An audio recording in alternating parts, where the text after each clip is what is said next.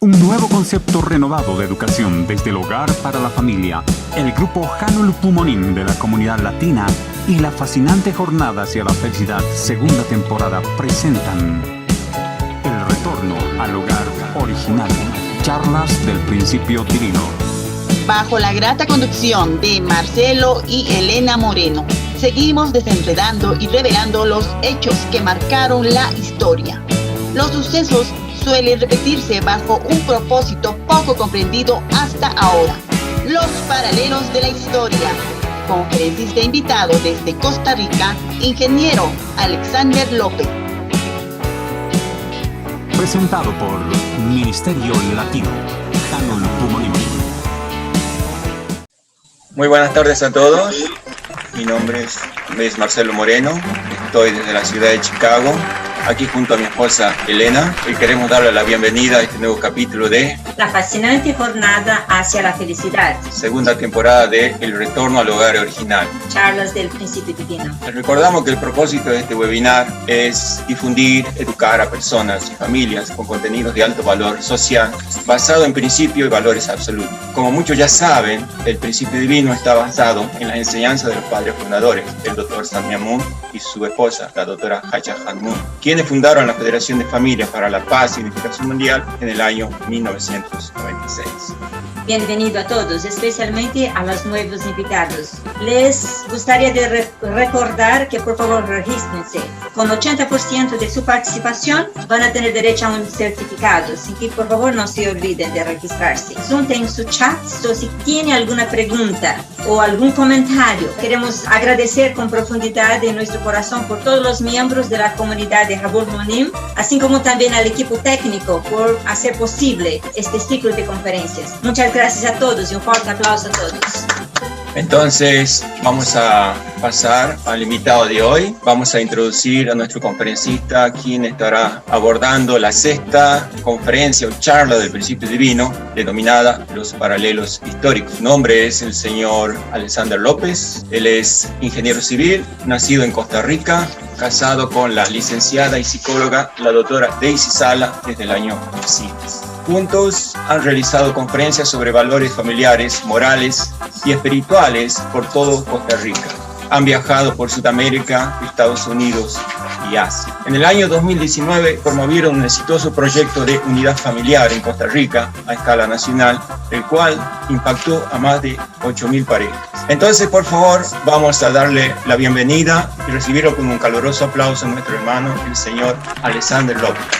Aplausos, por favor. Bienvenido, le doy la palabra. Buenas tardes, buenas noches para los que están escuchando en otros países donde ya es noche. Un gusto para mí y para nuestra familia compartir lo que hemos aprendido en este curso que llamamos La Vida, y deseando que la información que se les va a brindar el día de hoy sea de provecho y les dé un poco más de fuerza o aliento para continuar en este curso de la vida, a pesar de todas las situaciones que nos estamos enfrentando, no solo acá en Costa Rica, sino en todos los países del mundo. Creo que tenemos que pensar en positivo y rescatar cosas positivas para que tengamos metas y resultados positivos. Buenas tardes. Muchas gracias, Alejandro. ¿Cómo está usted? Hemos visto muchas cosas durante estos ciclos de conferencias. Hoy vamos a estudiar la historia. Hemos visto que muchos hechos se repiten. ¿Puede usted decirnos por qué hay tantos hechos que se repiten durante toda la historia? Sí, bueno, vamos a empezar con este tema de la repetición. La repetición de la historia no es un tema desconocido por los historiadores. De hecho, es bastante conocido. Es uno de los temas más conocidos. Se han creado muchas teorías a nivel de que es la historia para tratar de entender el por qué se da esta situación. Me imagino que muchos de ustedes han escuchado esa historia que habla de que, por ejemplo, un equino o un caballo, si se tropieza en el camino por una piedra, cuando vuelve a pasar por ese lugar no se tropieza una segunda vez. Pero los seres humanos, curiosamente, nos tropezamos con la piedra 1, 2, 3, n cantidad de veces. Si pasamos 20 veces, nos vamos a tropezar con la misma piedra. Eso obviamente es una metáfora, pero lamentablemente refleja la realidad de nuestra historia. El ser humano comete constantemente los mismos errores. Entonces, uno de los motivos para que existiera la historia fue para intentar que eso no se vuelva a repetir, o sea, que no cometamos los mismos errores. Sin embargo, todos somos conscientes de que la realidad nos dice que más bien seguimos cometiendo los mismos errores. Las guerras básicamente son el mejor ejemplo de eso. Vamos a ver que si nos vamos a los documentos más antiguos que tiene, o los que dispone la humanidad, básicamente sería la Biblia. Si bien es cierto, la Biblia es un documento de índole religioso, está llena o plagada de historias. Y curiosamente son historias que se repiten. Entonces, como es uno de los documentos más antiguos, vamos a ver que hay una dimensión oculta de la historia. ¿Qué significa esto? O sea, que detrás de todos los acontecimientos de la historia humana hay alguien. Los historiadores dicen que es el inconsciente colectivo del ser humano. Las personas creyentes le damos a este ser el nombre de Dios, o el Padre, o Madre Celestial, como quieran llamar. Entonces, hay alguien o algo, una energía, que está llevando las riendas de la historia, empujándola para que se vaya desarrollando paulatinamente. Obviamente, este es un trabajo que lleva miles de años, no décadas, sino miles de años. Si lo vemos, nos damos cuenta, las historias de la Biblia, vamos a ver, por ejemplo, que este trabajo inicia, como es lógico, a nivel individual. Entonces, Dios siempre buscó a una persona, a un individuo. Si el individuo no entendía o si el individuo no cumplía lo que se requería para que la historia siguiese continuando, Dios buscaba a otro hasta que encontraba a uno que lo lograba. Entonces, por eso se habla de varios personajes. Sin embargo, es hasta el tiempo de Jacob que realmente la historia comenzó a progresar. ¿Y por qué digo progresar? Si bien es cierto, hay otras figuras anteriores a Jacob, la historia que leemos en la Biblia no continúa con sus descendientes, sino como que pega brincos o pasan periodos de tiempo hasta que aparece otro. En el caso de Jacob es distinto, porque la historia de Jacob se extendió no solo a nivel individual, sino familiar y posteriormente a nivel nacional. En este caso, con la figura que todos conocemos, que fue Moisés. Moisés ya venía con una misión que era completamente distinta, era una misión ya nacional. Aunque si lo vemos en términos lógicos, Moisés no era líder de una nación, era líder de unas tribus que vivían dentro de otra nación. En el tiempo de Moisés, Israel, nación de Israel, en realidad era una nación en nacimiento, era una nación dentro de otra nación, como un bebé dentro del vientre de la madre, pero no era una nación todavía, estaban divididos en tribus. Pero él viene en esa posición y obviamente eso culmina con la llegada de Jesús. Jesús ya viene en un nivel que es completamente distinto, ¿verdad? Que es el nivel mundial. De hecho, sería más bien el nivel cósmico. Entonces, parece que la historia, por lo menos desde el tiempo de los primeros seres humanos hasta el tiempo de Jesús, llevó un curso que lo conducía y eran como todos los caminos que conducían a esta figura histórica. Tan grande fue esta figura que inclusive la misma historia se cuenta antes o después de su nacimiento. Y curiosamente no solo en los países que son cristianos, porque en los otros países que no son cristianos, inclusive hasta en los países comunistas, ustedes ven que dice por ejemplo, las noticias, los periódicos, estamos en el año 2020, pero ese año 2020 después del nacimiento de Jesús. Entonces, hasta eso ha ido cambiando. Entonces, también lo podemos ver como que no termina todo ahí, sino que hay periodos que se han ido repitiendo. Entonces, desde el tiempo de Adán hasta Jacob transcurrieron aproximadamente 2000 años. Entonces, cuando uno ve la historia que se narra, por ejemplo, en la Biblia, se narran cosas extrañas y cosas como que, por ejemplo, que Dios pedía ofrendas de animales, cosa que ahora lo vemos raro. Si a mí Dios se me aparece y me dice que le ofrezca a mi perrito, por ejemplo, el sacrificio, yo me quedaría pensándolo, ahora, ¿por qué Dios va a querer la vida de un animalito? Ahora nosotros estamos en una era diferente. También desde Jacob hasta Jesús transcurrió un periodo igualmente de 2000 años. Y obviamente desde Jesús hasta nuestra época han transcurrido aproximadamente 2000 años. De hecho, todavía no se ha definido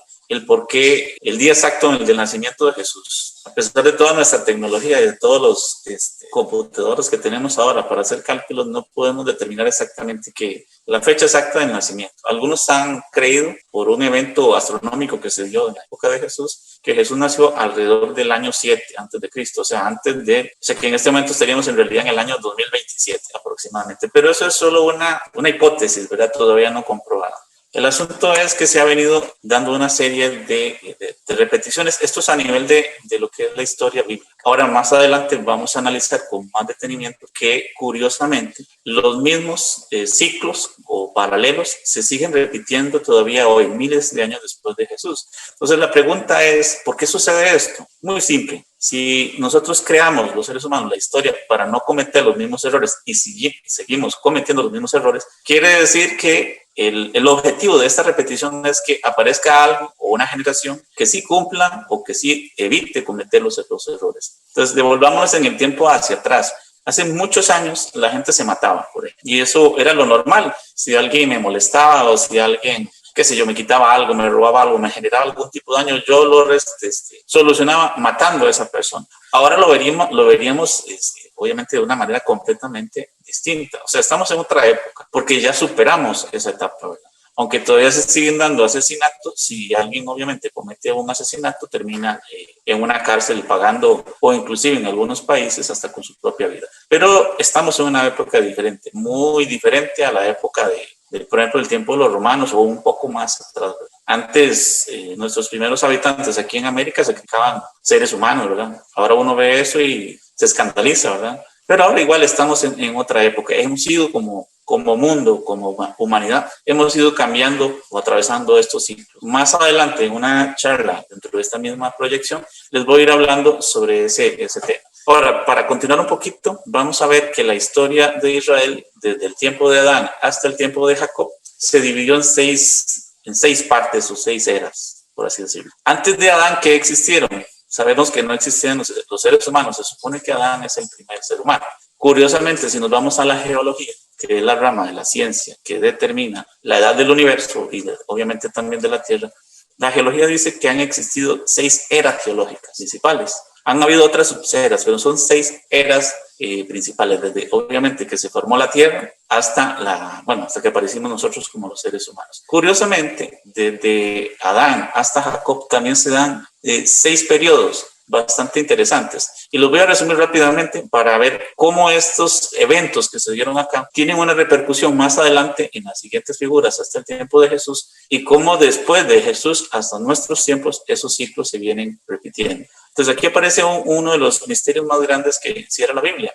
La Biblia, por ejemplo, menciona muchos números, pero muchos parecen repetirse. Y no solo en estas figuras, sino en otras que no se están mencionando acá. Por ejemplo, es muy común ver el número 10, representado normalmente por 10 generaciones. Entonces, también se ve mucho el número 40. Constantemente vemos el número 40. Desde, por ejemplo, Jesús, que estuvo 40 días después de su muerte y resurrección con los discípulos, hasta el ayuno que hizo Jesús en el desierto de 40 días, para mencionar unos. Moisés subió al monte del testimonio y estuvo ayunando 40 días. Mandó unos espías a espiar Canaán durante 40 días. Todos estos números que se repiten han hecho que muchos historiadores y mucha gente religiosa se pregunte el por qué estos números, o sea, por qué Dios pide estos números. Otro número muy común es el 12 o el 120, 12 por 10, ¿verdad? También el número 21, normalmente el número 21 está relacionado con el número 7. El número 7 obviamente representa la creación, que duró 7 días. Ok, entonces veamos estas 6 eras o 6 ciclos. Hay un primer ciclo de 10 generaciones desde la historia de Adán hasta la de Noé, desde el primer ser humano del que se cuenta una historia. Y vemos que algo pasó en la familia de Noé, específicamente se dio un asesinato.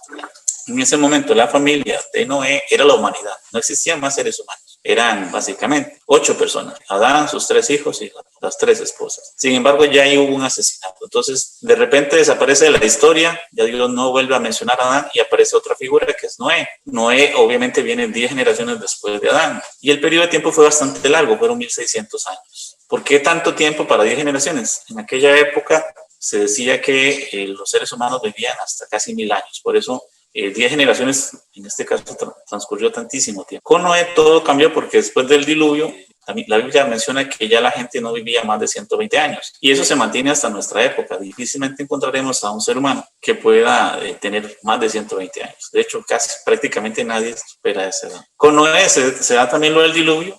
Y sin embargo, algo pasó también en la familia de Noé, específicamente con su hijo Cam, no voy a entrar en detalles, y hace que Cam desaparezca o la familia de Noé desaparezca a través de la historia. O sea, hay un fracaso nuevamente, entonces Dios busca a otra persona. Después se da la historia de Abraham, que igualmente viene 10 generaciones después. En el caso de Abraham ya empiezan a darse situaciones extrañas o raras. Para los que conocen la historia de Abraham, Abraham estaba casado con una hermana, cosa que nos parece extraña. Obviamente era medio hermana, ¿verdad? Era hermana por el padre, no por la madre. Pero dice, por ejemplo, la historia que la esposa de Abraham era muy hermosa, guapa. Entonces él tenía miedo de que cuando saliera fuera de su lugar de residencia, lo mataran para quitarle la esposa, que era algo muy común. O sea, si un rey encontraba a una mujer muy hermosa, mandaba a matar al esposo para quedarse con la esposa. Eso era algo normal. Entonces, Abraham, por ejemplo, va a Egipto y le llegan con las noticias al faraón de que la mujer que está con Abraham es muy hermosa. Abraham engañó a la gente diciendo que no era la esposa, que era la hermana, cosa que era cierto, pero no les contó toda la historia.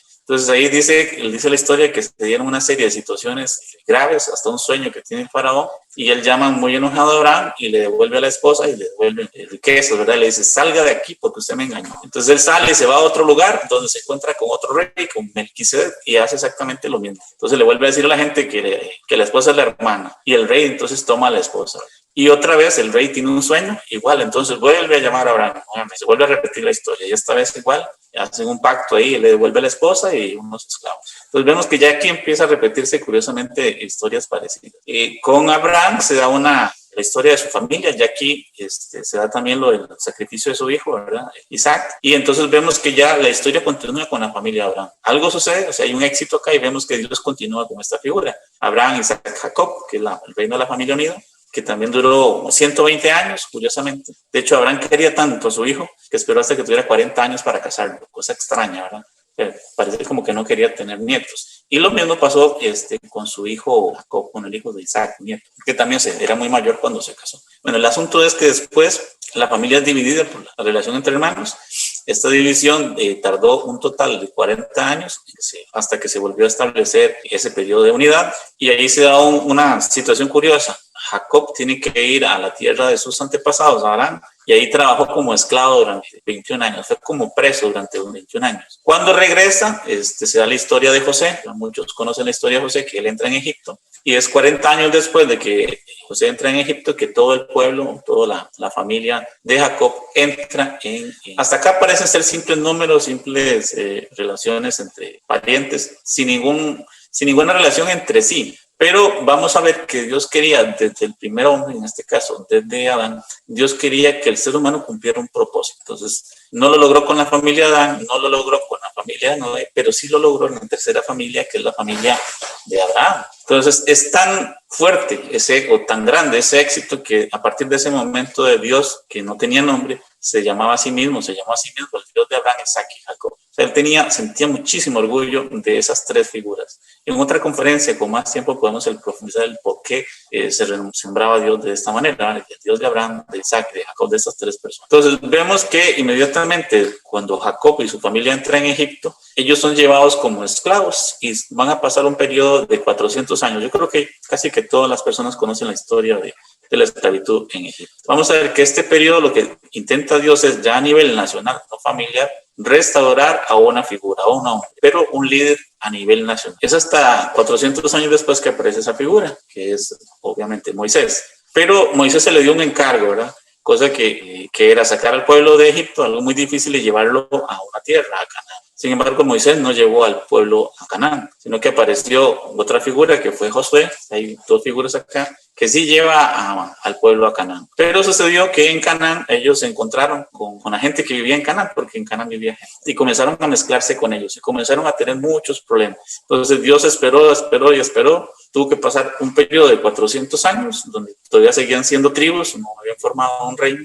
Y es hasta los 400 años que aparece el primer rey de Israel, que fue Saúl. Y ese reino se dividió en tres reyes, que fueron Saúl, David y Salomón. Eso se conoce en la historia de Israel como el Reino Unido. Y aquí no es la familia, como lo vemos más arriba, sino es el reino, porque estamos no a nivel familiar, sino a nivel nación. Igualmente, el reino se dividió después con los hijos de Salomón por un fracaso que se dio en la familia de Salomón. Salomón permitió que se adoraran dioses paganos en el templo de Dios. Y eso provocó la división del reino. Y esa división duró 400 años aproximadamente. Hasta que al final de esos 400 años, los reinos que estaban divididos en norte y sur, el reino del norte, las 10 tribus del norte fueron destruidas por los asirios. Y solo quedaron 2 tribus al sur que fueron llevadas cautivas a Babilonia. Esa es la historia que cuenta del cautiverio de Israel en Babilonia, que se estableció en 3 periodos de 70 años. Vean el paralelismo con el cautiverio que había sucedido con sus antepasados, específicamente con Jacob. Aquí ellos tardaron 210 años en regresar a Israel, divididos en 3 periodos de 70 años. En un primer periodo regresó una parte de los religiosos. En un segundo periodo comienza a regresar otra parte, pero no regresan todos. Y en el último periodo de 70 años, entonces ahí sí todos los religiosos, todos los administradores, todo el pueblo en sí comenzó a migrar. Pero duraron 210 años. Ok, y aquí se da un evento al final de este periodo muy interesante. aparece el último profeta. El último profeta que menciona la Biblia, obviamente antes de Juan el Bautista, fue Malaquías. El libro de Malaquías es un libro muy parecido al Apocalipsis que nosotros tenemos en nuestro Nuevo Testamento, porque hablaba de lo que vendría en el futuro, ¿verdad? Específicamente hablaba del Mesías. Entonces, aquí se da la siguiente situación. Viene Malaquías. Malaquías es un profeta que le devolvió la fe al pueblo que habían perdido durante estos últimos periodos de tiempo. Y entonces, si regresan todos a Israel, reconstruyen el templo y se inicia el periodo de preparación para la llegada del Mesías, que va a tardar un total de 400 años, hasta que eventualmente, 400 años después, se da el nacimiento y toda la misión y desarrollo del curso de Jesús. Para continuar con la siguiente. Sí, muchas gracias, Alexander, por tan bonitas conferencias. Vemos que hay ciclos y Dios evidentemente trabaja con personajes. Entonces, la pregunta que quería hacerte, Alexander, es: ¿existe o hay una historia central y otra historia periférica? Okay, muy buena pregunta. Nosotros los seres humanos tenemos la mala costumbre de creer como que todo se centra en nosotros, ¿verdad? De hecho, para los que son de otros países, cada persona piensa y cree que su país es el mejor del mundo. Yo vivo en un país muy pequeño, Costa Rica, y somos muy nacionalistas por el tipo de educación que se nos da. Pero eso es una situación que se vive en todo el mundo. O sea, indiferentemente de donde viva una persona, siempre va a creer que su nación y su pueblo es el mejor del mundo. A nivel y eso se extiende a las otras relaciones. Por ejemplo, a nivel de fe, los cristianos. Los cristianos son el grupo posiblemente más grande de religiosos en el mundo. Son más de 2.000 millones. Estamos hablando de casi un tercio de toda la población del mundo. Entonces nosotros pensamos que toda la historia, en este caso, esta dimensión oculta de la historia o el trabajo que Dios ha venido haciendo es y era para, en este caso, el pueblo de Israel, que posteriormente se convirtió o se dividió en dos ramas, básicamente, que serían hoy los cristianos, bueno, tres: los cristianos, los judíos y el pueblo musulmán. Los musulmanes también son una rama que viene de esta época y también descendientes de Abraham. Casi que ahí está casi la mitad de todas las personas que viven en el mundo, en esas tres grandes religiones. El punto es que, si lo vemos desde el punto de vista de Dios, no tendría mucho sentido, conociendo la historia del hombre, jugársela toda, por decirlo así, con un pueblo o con una persona, porque la historia nos demuestra que el ser humano constantemente, no decir que el 99% de las veces comete errores. Entonces, jugarse todo el chance de crear el mundo ideal o el reino de los cielos, que es el término que usaba Jesús para referirse a eso, era muy arriesgado, inclusive para Dios, más que él tiene la característica de que es omnisciente, ¿verdad? O sea, que él sabe lo que ha pasado y lo que va a pasar. Entonces, lo lógico pensar es que Dios tiene que haber creado fundamentos en otras regiones del mundo. Si nos vamos otra vez a los libros de historia, vamos a ver que en este último periodo, que fue lo que me quedó en la pregunta anterior, decimos que es el periodo de preparación para, en este caso, la llegada del Cristo, del Mesías. Si nos vamos hacia arriba, hacia el fundamento o el periodo histórico a nivel familia, vemos que ese periodo de 40 años en la vida de José fue muy duro, fue durísimo. Fue un periodo, pero también fue lo mejor que le pasó en la vida a José, porque durante ese periodo en Egipto él se preparó y se llegó a convertir, ¿verdad?, en el líder número uno, ¿verdad? Bueno, después del faraón, obviamente. Y eso benefició a toda su familia, o sea que no fue algo para él. Aquí el paralelo lo vemos a nivel mundial. Como Jesús no solo viene a nivel nacional, sino a nivel mundial, entonces vemos que la figura de Jesús es un beneficio o un éxito para el mundo. De hecho, para el cosmos, si lo vemos desde esa. Pero este periodo muy grande, 400 años, pues Costa Rica tiene 200 años, va a cumplir 200 años el próximo año. Y ya sentimos que la historia de nuestro pueblo es muy grande. Estados Unidos anda por cerca de 400, creo, parece. Por ahí anda, 1700. O sea, son naciones que ahora son muy grandes, pero que no tienen ni siquiera 400 años. Es un periodo grande.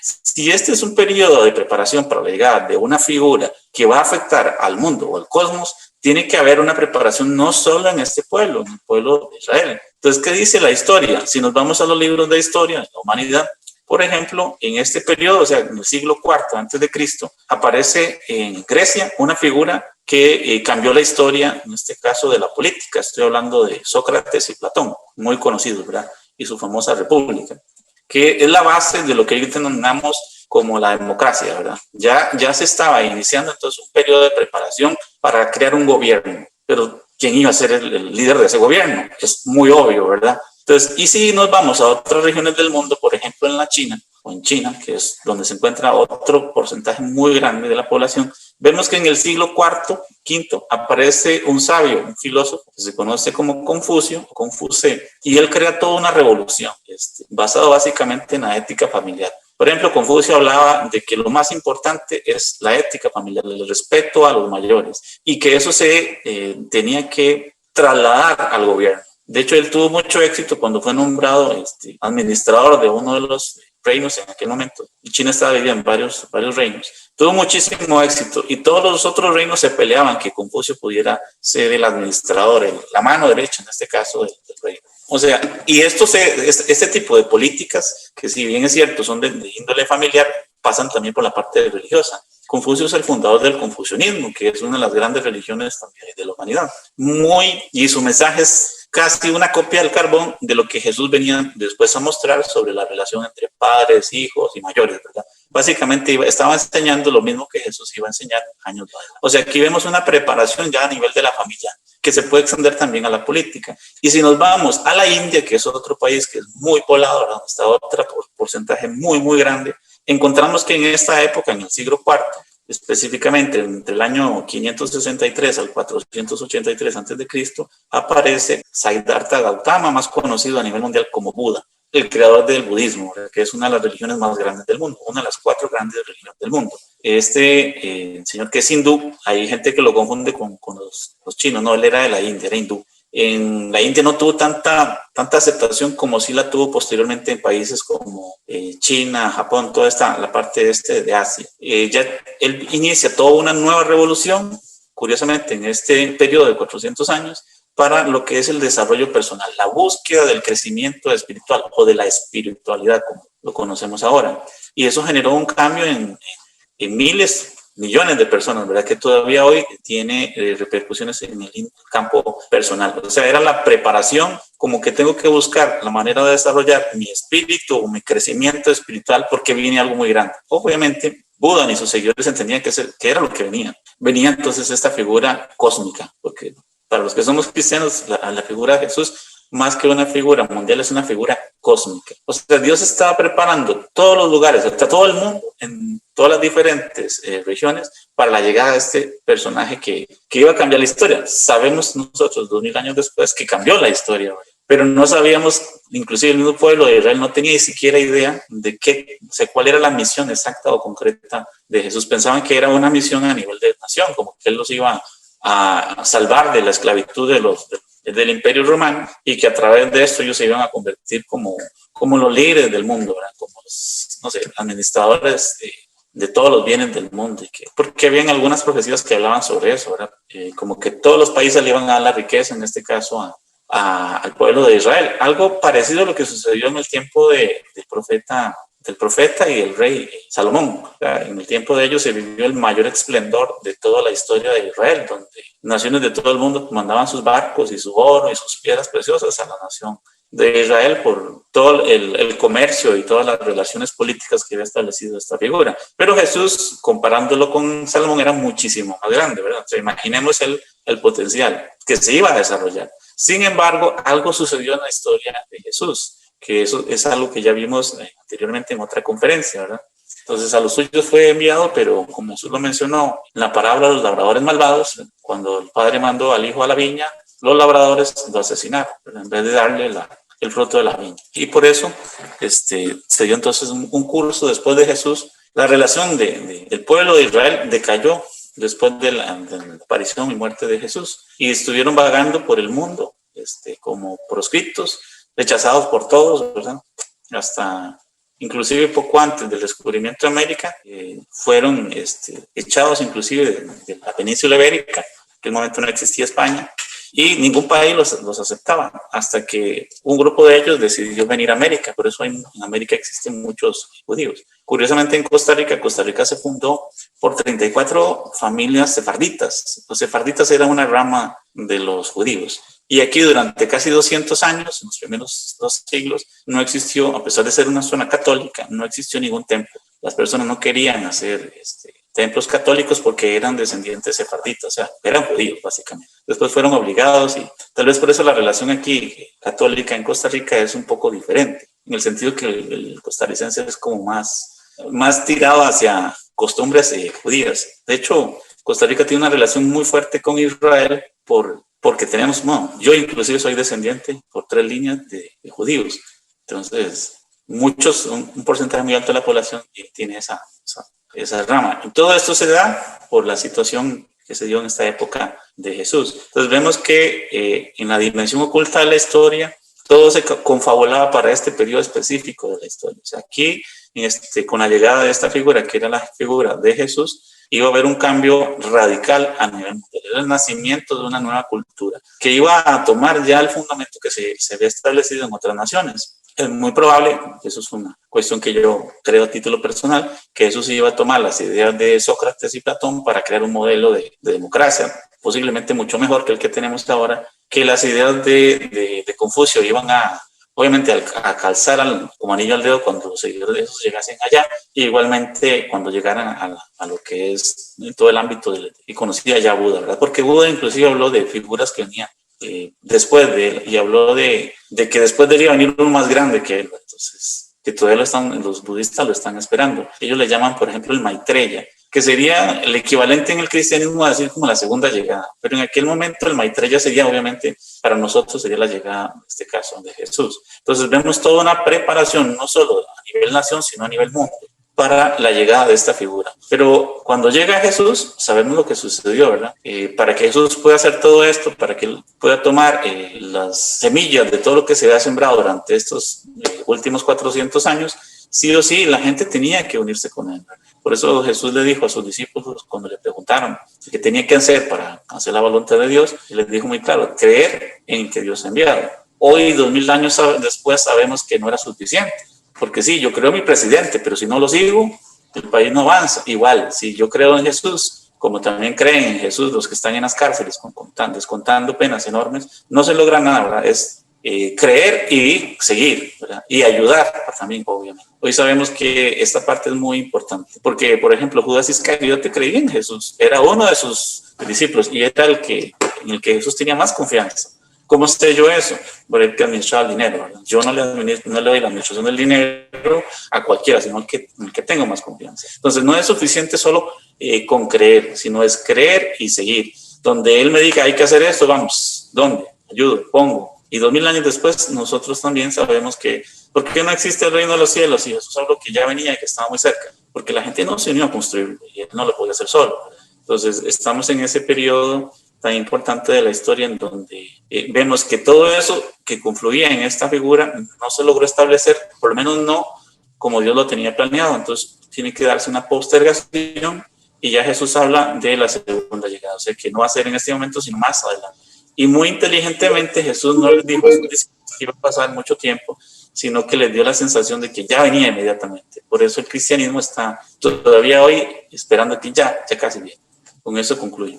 Muy bien, muy interesante, increíble cómo las cosas se repiten. Además, Dios no está solamente trabajando con una rama o con una rama o una religión. Dios está trabajando en todas las partes del mundo con diversos tipos de personas en cada diferentes lugares. Ahora, sabemos que el cristianismo juega un papel muy importante dentro de la historia, de la restauración, de la historia que Dios está desarrollando. ¿Podrías decirnos cómo relacionas estos paralelos con la historia del cristianismo? Ok, bueno, excelente pregunta. Sí, hasta ahora podríamos decir que son cuestiones meramente religiosas o relaciones que están en este documento histórico que es de índole religioso. Pero si esto lo tomamos como base o como punto de partida, podemos irnos hoy a las bibliotecas, a los documentos históricos que tenemos de los últimos 2000 años. Casi que la historia del hombre, por lo menos dejando de lado la parte religiosa, se resume a los últimos 2000 años, porque difícilmente un documento todavía hoy en nuestra época dura más de 200 años. Por eso hay que estar, en aquella época, hace 2000 años o menos, tenían que estar copiando y pasando, ¿verdad? Porque una carta, por ejemplo, no dura. El papel que nosotros usamos ahora en este momento dura como 100 años. A los 100 años se hace polvo, ¿verdad? Por eso se usaba cuero de animales y algunos productos que permitían que durara más. Por ejemplo, la Biblia se escribía en como un cuero, ¿verdad? Que duraba cientos de años. No duraba para siempre y tenían que estar constantemente volviéndolo a pasar, ¿verdad? Porque en lo que estaba impreso se dañaba. Entonces, si nos vamos a la historia humana, vamos a ver que básicamente la historia occidental comienza después de Jesús y lo podemos ver también en 6 periodos. Aquí lo estoy haciendo en un solo bloque, ahora lo voy a explicar detalle por detalle. O sea que desde el tiempo de Jesús hasta nuestra época, también la historia de Occidente, esto es pura historia, aquí no hay nada de religión, se puede o se divide en 6 eras o en 6 ciclos. Ahora, vean cómo coincide perfectamente en tiempo y también si nos vamos un poco más adentro, las relaciones que se dieron son casi idénticas, por no decir que son idénticas. Jesús, cuando él resucita, le da una nueva misión a los seguidores, tienen que ir a Roma. Y así empieza la historia del cristianismo en Roma, que es la historia de la humanidad, ¿verdad? Entonces ellos llegan a Roma y son perseguidos. La persecución duró aproximadamente 400 años. Ya en el año 392, el primer emperador cristiano toma el poder, ¿verdad? Constantino. Y en el Constantino. Y después Teodosio, en el 392, declara el fin de la persecución de los cristianos. Y como él era cristiano, le dice a los romanos, todos tienen que volverse cristianos y si no se vuelven cristianos, aquí tengo mi espada. Entonces, el cristianismo en esa época tal vez era un 10% de la población, pero por esta orden del César, todos se vuelven cristianos. Entonces ahí el Imperio Romano se vuelve cristiano en el 392, a la fuerza, pero se volvieron cristianos. Entonces sí, toda la política ahora giraba en torno a los líderes. En aquella época habían patriarcas, que era como el líder espiritual de cada zona. Habían 5 iglesias principales. Roma era una de estas 5. Entonces a estos patriarcas, que eran como el sacerdote más importante, cada uno de ellos tenía su propio dominio.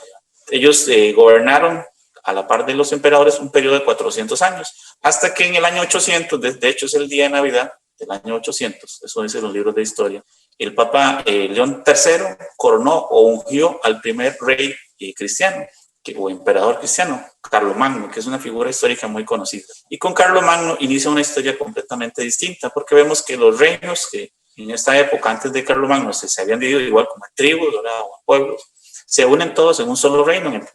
Esto en la historia se llama o se conoce como el Reino Cristiano Unido. Fue Carlomagno, sus hijos y sus nietos. 119 años y unos meses para ser exacto, pero vean el increíble paralelismo con el Reino Unido de Israel y con el periodo de la familia unida, en este caso de Israel o de Abraham. Igual, al final, los nietos de Carlomagno se disputaron el poder y se dividieron en 3. Primero se dividieron en 3, al final 2 se unieron y quedaron 2 reinos. Esta división duró 400 años aproximadamente, hasta el año 1309, donde se da un fenómeno muy interesante. El papado en esta época entra en conflicto con el rey de Francia y entonces por primera vez en la historia el papa es llevado cautivo a Francia, a una ciudad que se llama Aviñón. Y por increíble que parezca, yo me he metido mucho en la historia, es uno de los campos que más me apasiona. Posiblemente yo hubiera estudiado historia si la historia hubiera sido una buena profesión como para tener ingresos. Los historiadores tienen ese problema, no tienen buen mercado, por eso estudié ingeniería, pero me fascina la historia. Entonces, el Papa es llevado cautivo a Francia y como la figura del Papa ya no estaba en Roma, entonces en Roma nombraron otro Papa. Y habían 2 papas en ese momento, uno en Roma y otro en Francia, en Aviñón. Y esta división tardó 210 años. Curiosamente son 3 periodos de 70 años. Por ejemplo, para la Iglesia Católica, en esta época, ellos denominaron a los papas que estaban cautivos porque estaban encerrados en un castillo en Francia, antipapas. O así los conocieron, ¿verdad? Como antipapas.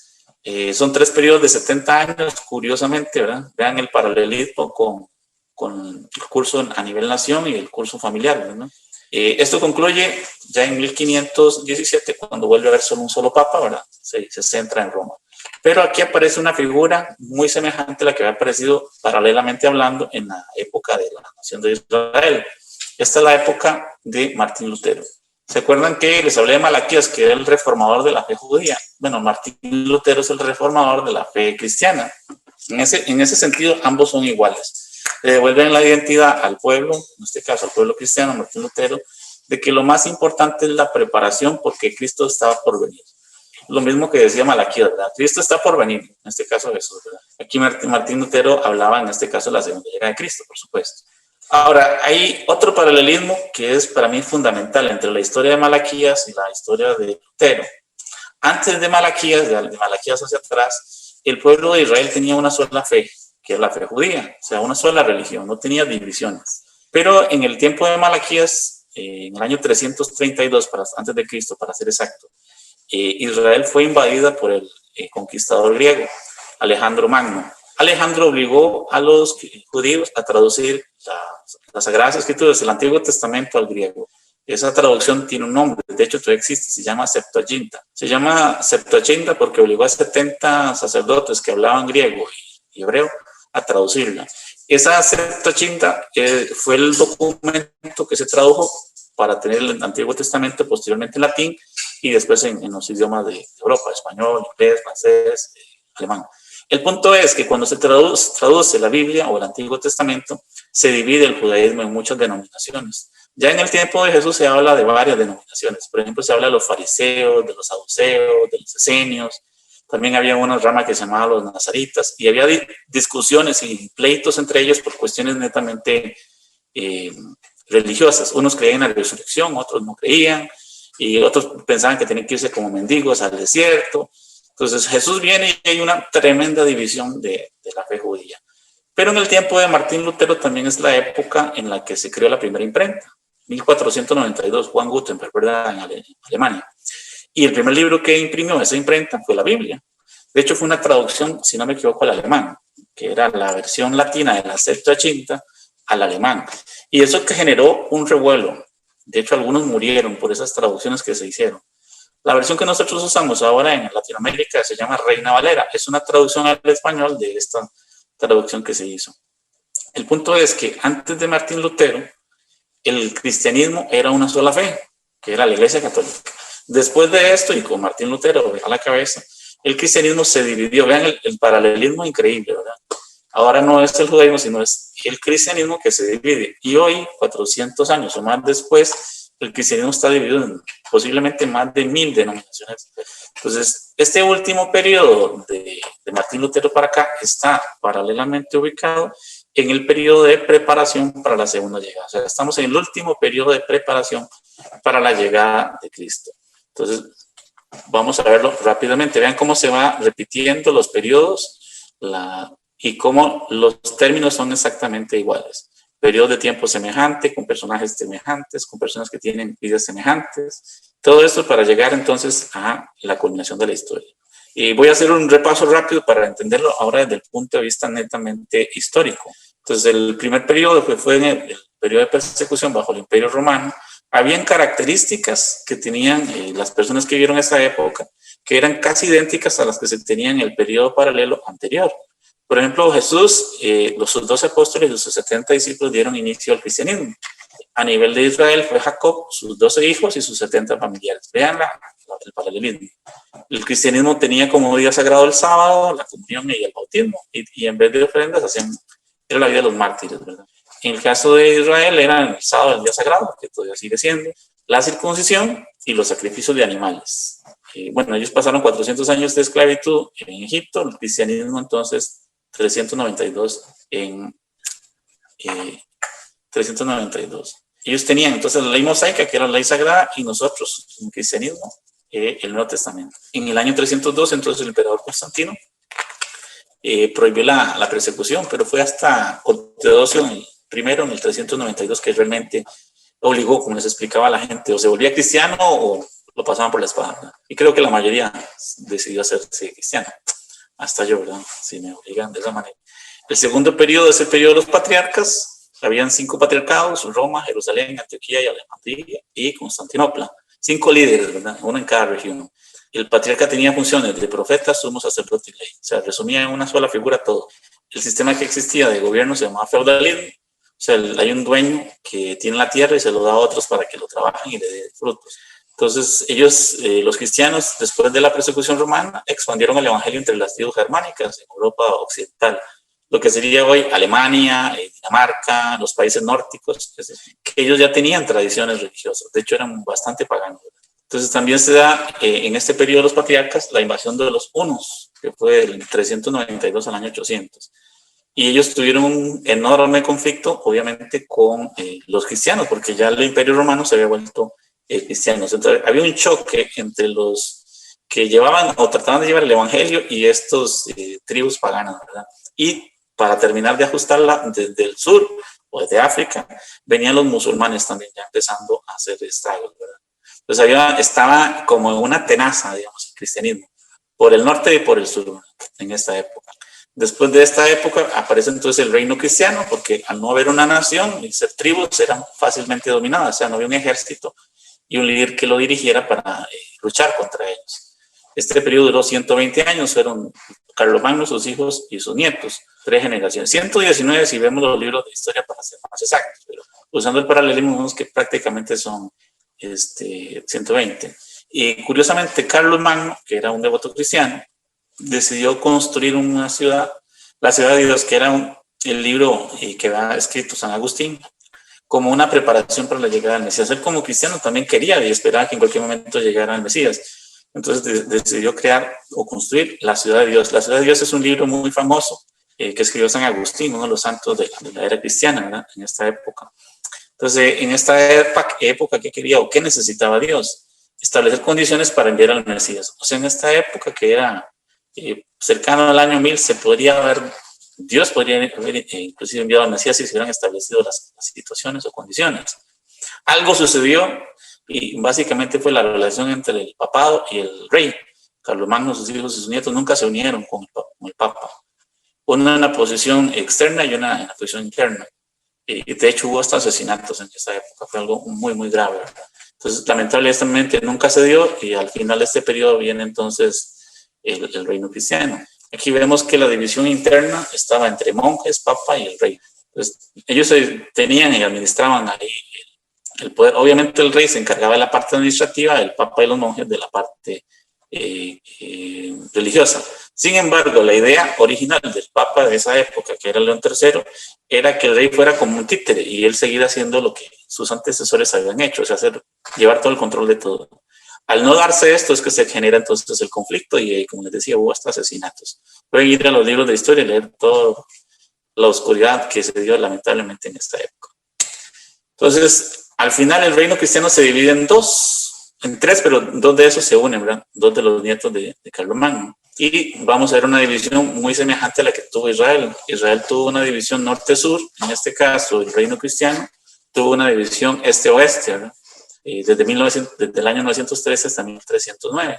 Pues aquí el cristianismo, como les decía, estaba representado por la Iglesia Católica, que estaba en esa época muy corrompida por los poderes políticos y económicos. El caso más interesante es la construcción de la Basílica de San Pedro, que desvió a los líderes de su propósito de conexión con Dios. Si ustedes han ido a Roma, no sé si alguien ha ido a Roma, y llega a la capilla o a la Basílica de San Pedro, se queda boquiabierto al ver todo lo que tiene por dentro de esa basílica, así muy bonita. Eso costó ojo de la cara y alguien tuvo que pagarlo, ¿verdad? Mucha gente subió muchísimo para dar los dineros que exigían en nombre de Dios los religiosos para que eso se hiciera, ¿verdad?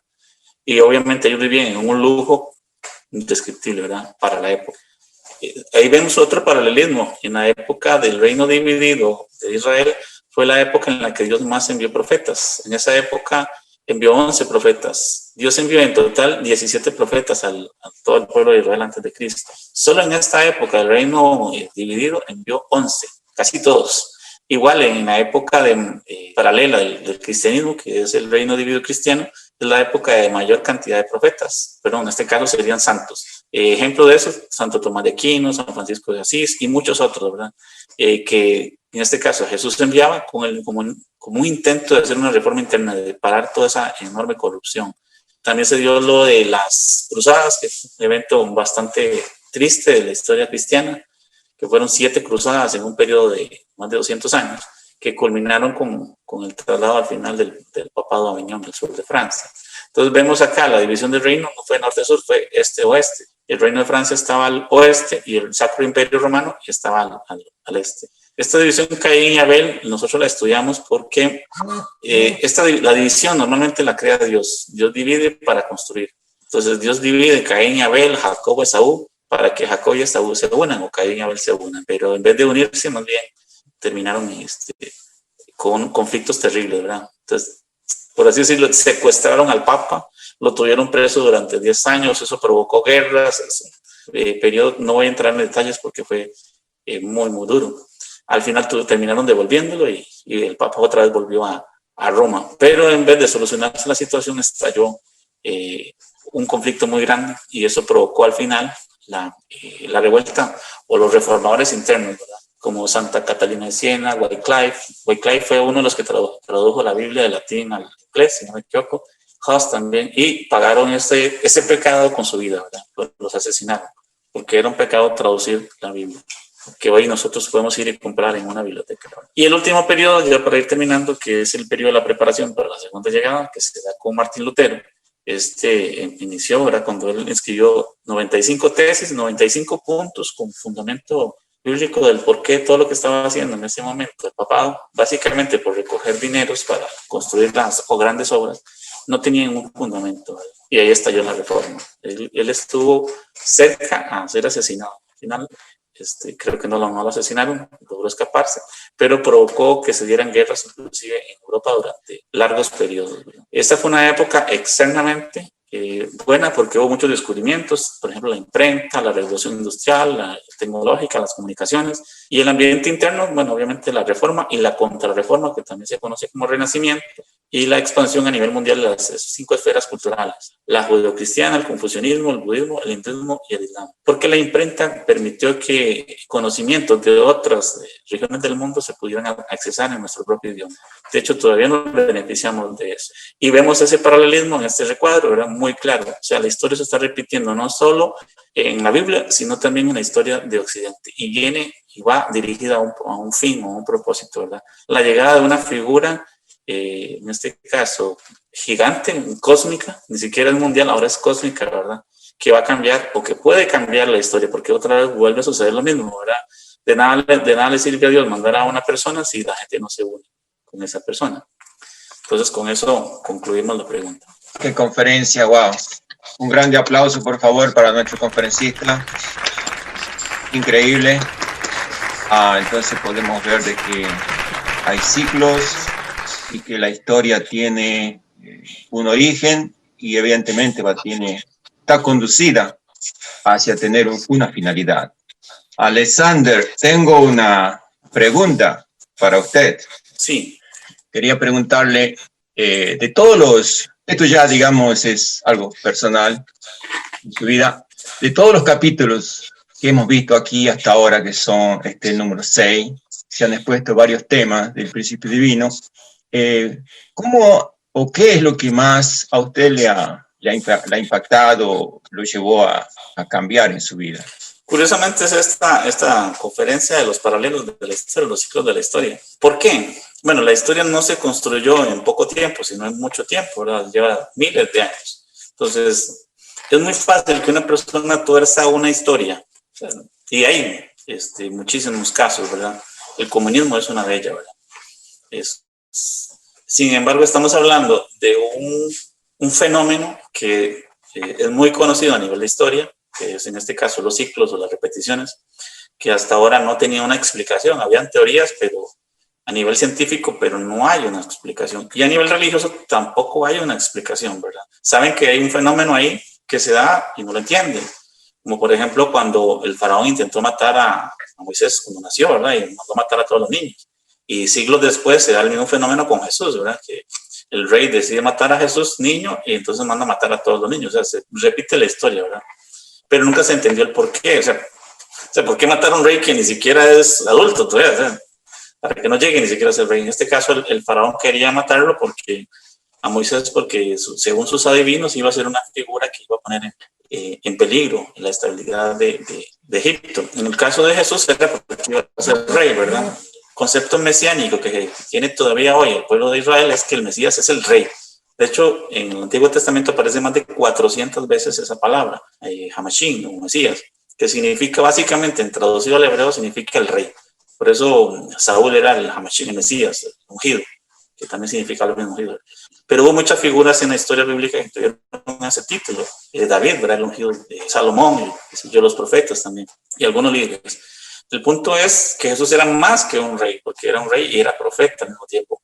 Algo muy parecido a lo que fue en su momento Salomón, ¿verdad? Que era profeta y era rey. O sea, y él tenía en sí todo el control, ¿verdad? Político, religioso, social de su pueblo. Y la historia que el pueblo vivió fue increíble. Cuando yo estudiaba la historia, usted decía que era un campo que me apasionaba mucho, No estudié historia porque no es una profesión que te dé dinero como para vivir. Tienes que tener una familia que te mantenga, ¿verdad? Entonces, por eso Claro. estudié. Y cuando me encontré con esto, fue una respuesta a una pregunta o a muchas preguntas que siempre tuve. O sea, ¿por qué la historia se ha hecho o ha transcurrido de la manera que ha transcurrido? Todas las personas del mundo deseamos que exista paz, ¿no? 100% de las personas. No creo que no haya nadie en ningún país que no quiera la paz. Yo vivo en un país que es el país de la paz, ¿verdad? Pero nos costó mucho llegar a ese punto, ¿verdad? Como país. Quizás lo curioso de la historia de Costa Rica es que fue un militar el que propuso la paz. Si no, seríamos un país como otros países de Centroamérica, con ejércitos y guerras y conflictos internos, y cuando alguien no está de acuerdo con algo lo resuelve por las armas, que fue la historia de prácticamente todos los países del mundo.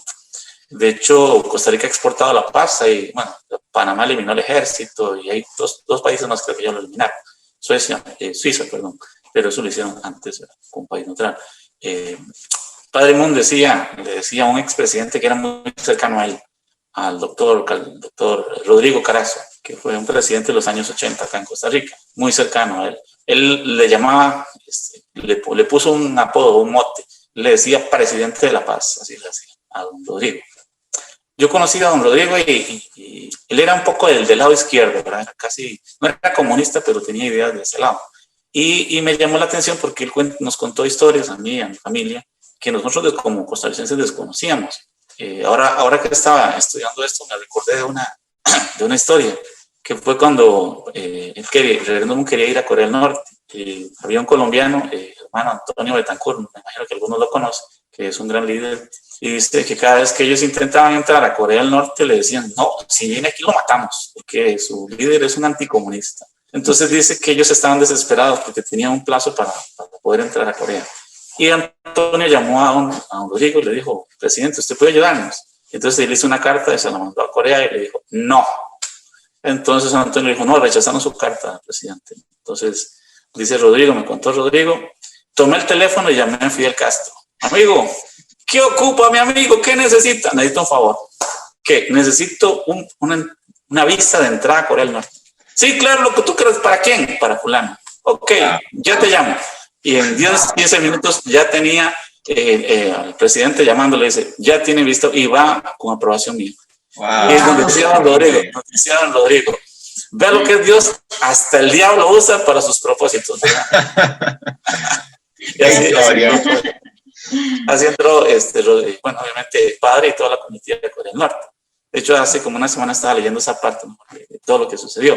Pero sí, don Antonio nos decía que cuando ellos entraron tenían un miedo de que los mataran, porque cualquiera que entrara ahí, obviamente que fuera religioso o anticomunista, era una sentencia de muerte. De hecho, dice que los amenazaron de que ni siquiera podían decir nada, porque cualquier cosa que decían los podían asesinar, ¿verdad? Y lo primero que hizo Padre Moon fue decir que el comunismo no servía y que era una cita. De hecho, por eso lo recibió el presidente, después nos contó, porque Antonio nos dijo, el presidente Kim Il-sung, llegaron sus líderes y le dijeron, mate a este señor, vea lo que nos dijo aquí, mátelo. Y él dice, no, tráigamelo, porque si tuvo el valor de decirlo aquí, quiero que me lo diga enfrente. Así dijo Kim Il-sung, y él se reunió con él, ¿verdad? Muy bonita la historia, es increíble, pero sí es interesante que solo la paz atrae la paz. Entonces, vean ustedes ahora los presidentes que Obama, para ponerles un ejemplo, que le dieron hasta el premio Nobel de la Paz, ¿verdad? Y después lo que hizo fue mandar un montón de militares a Afganistán, ¿verdad? Pues, o sea, la única manera de conseguir la paz es con la paz. Unir las armas. Sí, o sea, usted no puede llegar con un arma en su mano a decirle a su vecino, hagamos la paz, firmemos la paz. Te puede decir que sí porque se siente amenazado, pero no lo va a hacer. Eso lo dice de la boca hacia afuera, no interno. Pero si usted va con otra actitud, con una actitud de amistad, de amigos, la persona va a cambiar. Y Dios siempre ha querido la paz, ¿verdad? ¿Hacia dónde nos conduce la historia? La historia nos dice que la paz real se ha establecido cuando aparece una figura que va y que toma a Dios a su lado. No que dice que Dios es muy grande, sino que lo toma a su lado y dice, yo soy uno con usted, vamos. Sino ven a Jesús. Jesús no andaba con una Biblia en la mano, ¿no? Pero andaba con Dios a su lado. Y por eso Él es y era y será el príncipe de la paz, ¿verdad? Bueno, el rey de la paz. De hecho, así fue coronado, para los que no lo saben, hace unos años en en Jerusalén, ¿verdad? Jesús fue coronado 2000 años después en Jerusalén como el Rey de la Paz.